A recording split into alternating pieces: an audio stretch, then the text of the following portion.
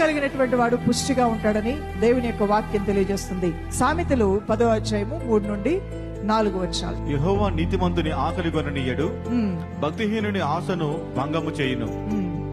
బద్ధకముగా పనిచేయువాడు దరిద్రుడగును, శ్రద్ధ గలవాడు ఐశ్వర్యవంతుడగును. అవును, బద్ధకముగా పనిచేయవాడు దరిద్రుడవుతాడు, శ్రద్ధ కలిగిన వాడు ఐశ్వర్యవంతుడవుతాడు. బద్ధకం అనేది, సోమరితనం అనేది, అశ్రద్ధ అనేది, ఈ మూడు నీ జీవితంలో ఉంటే తీసివేసుకో. దీవించు ప్రభువా అని నువ్వు ప్రార్థన చేయడానికి ముందు బద్ధకము, సోమరితనము, అశ్రద్ధ నీకు నష్టాన్ని తీసుకొచ్చుంటే దీవించు ప్రభువాని ముందు అది కాదు నువ్వు చేయాల్సింది. This is my fault. చదవవలసిన దాన్ని శ్రద్ధగా చదవలేదు, వాడుకోవాల్సిన సమయాలు శ్రద్ధగా వాడుకోలేదు, చేయవలసిన పనులు శ్రద్ధగా చేయలేదు. నన్ను క్షమించు ప్రభువా, నన్ను మన్నించు నాయనా అంటూ నువ్వు ప్రార్థన చేసుకోవాలి. ఆ విధంగా ఎప్పుడైతే నువ్వు ప్రార్థన చేస్తావో దేవుడి యొక్క క్షమాపణ దొరుకుతుంది. అందువల్ల ఏ పని చేసినా శ్రద్ధగా చేయటం ద్వారా నువ్వు ఉన్నతమైన స్థితిలోనికి వెళ్తావు, అభివృద్ధిలోనికి వస్తావు.